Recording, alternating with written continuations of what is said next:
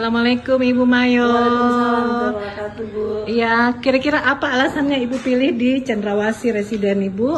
Saya lihat residen Cendrawasih memiliki infrastruktur yang nyaman, yang dimana memiliki fasilitas umum, Iya, Bu. baik itu di tempat ibadah, swimming pool, ada danau mungkin.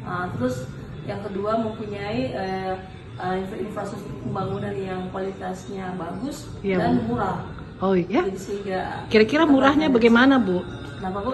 Murah dibandingkan? Murah, Uh-huh. nggak terlalu tinggi harganya, sederhana, standar, dan terjangkau buat orang umum.